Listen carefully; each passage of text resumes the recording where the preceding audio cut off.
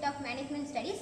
Now we are going to learn about payroll department in Mapal, India by Mrs. A. Suganti. Which you will complete the payroll? Which year you will complete the payroll? Okay. We'll start the payroll month end. After 30th, we'll start the payroll. First 30th evening or first morning, we'll start the payroll. We'll close it by 7th.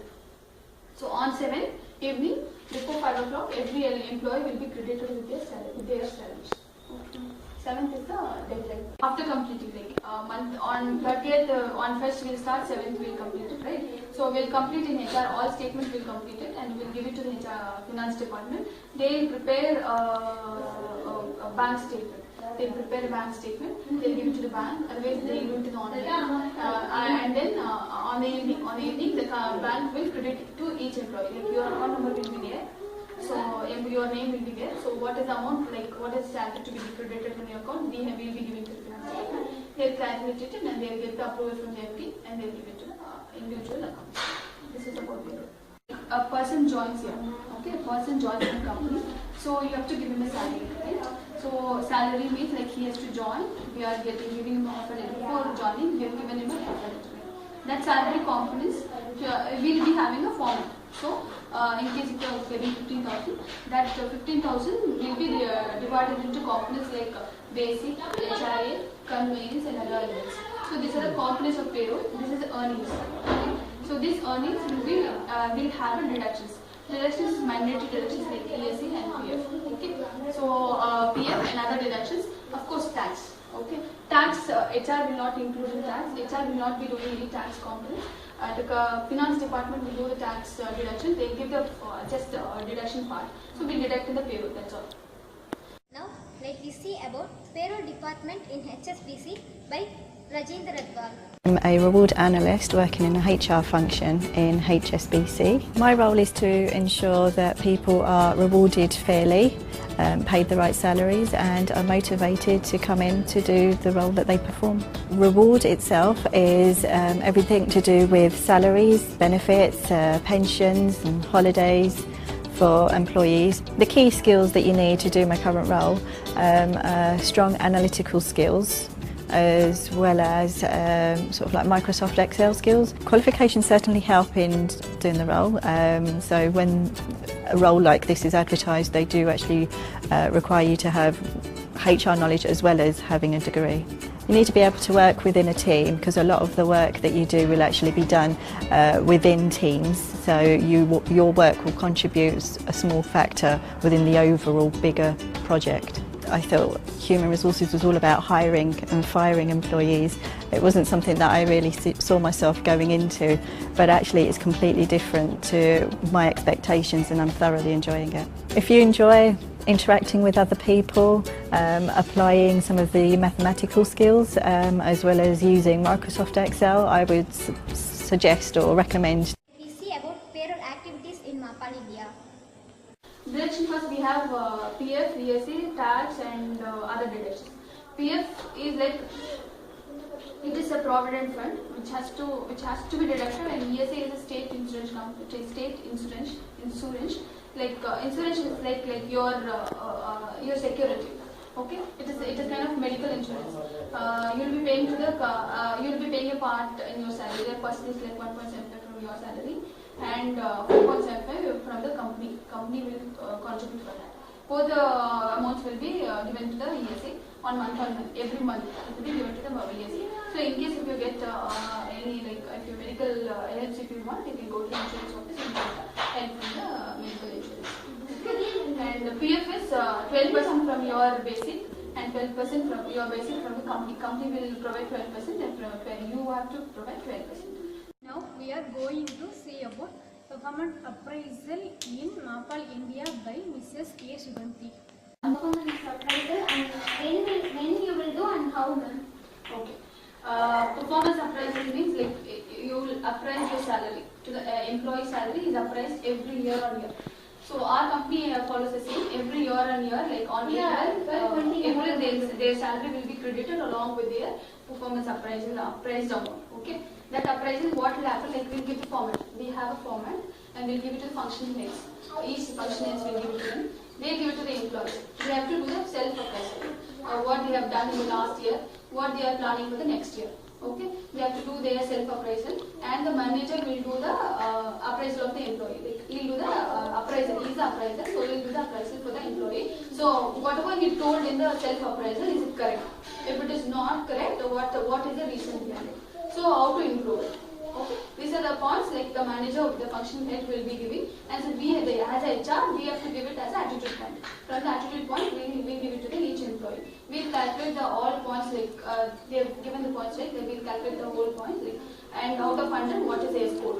So if they scored 90 and above, what is the percentage amount of increment to be given? The maximum person is 30. So 90 above is 30, 80 and above means 20. Nobody should get less than 60. All should get say above 60. Less than 60 means they will not be giving any. They will not be given with any appraisal amount. They will not be. See about performance appraisal by Chris Mine. My role as a HR coordinator is to assist the HR team. So that's normally on an administrative level. I also meet with employees and deal with first line issues. So any queries that they have, I deal with them. We put out training and development initiatives. So we allow people to go on training and development courses. We promote courses. We go and search courses that would be specific for people to help them. I didn't know a lot about HR when I was at school. My understanding of it, however, was that HR would be more of a policing function, and they would set rules and then they would make sure that everyone complies with those rules. However, when I actually got into HR, I realised that it's an enabling function, so they help the organisation to bring about positive business change by supporting line managers and allowing them to do their day-to-day job. I discovered HR via a part-time position that I did for a leading retail supermarket, and I started in their HR department and began to really like it and enjoy it, so therefore studied a degree in HR. So the great thing about working in HR is that all industries and sectors have a HR function. So you could start off working in a HR function in the finance industry, and then you can move to oil and gas, you could move to banking, you can move to construction. So you have the opportunity to work within a broad range of sectors. You don't necessarily need to stay within one sector for the length of your career. I think if you enjoy working as part of a team and have strong interpersonal skills, as long as being able to communicate with people from different levels, then HR will be a great career for you. Let us see Mrs. N. Suhanti, HR in Marble, India. She is talking about training. To increase your knowledge, okay? Knowledge about a particular thing. So in the company, why training has been given? Training to update their knowledge in the particular department. For example, in CNC or for example in HR, to update what is recent trends in HR. So each employee to be given training on the recent trends, so that they will update themselves, so that they can help the employees in a very planned manner. Okay, training is a reason is to update their knowledge and skills. Okay, every employee should not be given training. It is not required to give training to each employee. Somebody would have well trained. Somebody would have not trained. Somebody doesn't even have a knowledge on a particular one. So for that we need to analyze the training need. Okay, so training need, how do we analyze? Like for example in HR. Training need is like we have separate departments, right? In HR we have separate classifications. Yeah, like for example recruitment and selection, payroll, training and development, performance supply. So for that we need to analyze the training needs. Okay, training needs, how do we have to analyze it? So it is from skill matrix. Skill matrix will have the skills like here for example I'll take the HR. HR will have the skills like recruitment, selection, joining, orientation. I have to be skilled in all those things so that I can carry out the job. So for getting the trainings, like for analyzing the training needs, we need to arrive at the skill matrix. So skill matrix will have all those skills. In those skills, in orientation, what is my skill? Out of 100, what is my score? So if I score 60%, so rest 40% I don't know. So that 40% to be trained. So that is a training need. So for me, for example, for Suganti needs a training on orientation because she has only 60% of training. So training need is analyzed. Okay. Then who is very skilled in orientation? So my HOD should be trained, should be highly skilled in orientation. So my HOD will give the training on orientation to me. So I will be skilled. Okay. So the trainer to be identified. So my HOD or maybe from outside or from in-house. In-house means like inside the company, the trainer can be identified, or outside the company can be outsourced. There are so many training companies are there, so they'll come here and give us a training. So trainer identification. After the training, so what is the effectiveness of training? So we need to analyze the training effectiveness. So we have a particular format. So an employee will be given with a questionnaire on orientations, because I have given training on orientation, right? So in orientation, I will have a questionnaire. So the employee who has got trained should fill the that questionnaire. So in that questionnaire, out of maybe 20 questions are there. Out of 20 questions, how many questions she answers? Who she or he, how many questions she answers it? Like out of 20 if she answers, she has got the training. Like it is good. Okay, training is effective. If she has not answered at least for 5 or like particular for 60, less than 60 if she has answered, she needs a training also. So we need to again organize the training. So this is the training effective analysis. This is how the training has to be analyzed. This is what training. Okay. Can you please explain about the training? Why not? Let us see. Mr. David Baylock, HR in L&D Manager. He talking about training.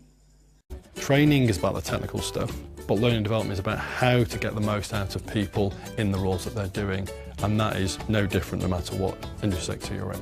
My role is really about helping the success of the business by supporting all the different departments and people within it. As a learning development manager, I'm not really about providing solutions or telling people the answers. My job is to help people to find a way to get to those answers. I kind of organically grew into the role of learning development, and I learned along the way, and I found what worked. I think that's a really nice way to kind of get into a role, because it's constantly positive, you're constantly learning. Some of the key skills I think you need going into learning development is tenacity. You need to have a thick skin, it's very challenging. You have to be extremely positive as well, always looking at the positive side of things, be able to spin any kind of challenges you get in a training situation into a positive, or get people to think about what they're saying. My passion is helping people think differently and approach their roles differently, and it's something that I've learned over time and evolved into. I think the best thing about learning development is actually delivering training. I think when I deliver training you get a buzz. What you do applies in all industries that you might work. I've worked in branded restaurants, I've worked in charities, I've worked in recruitment, and people think and react in the same way no matter what industry sector they're in.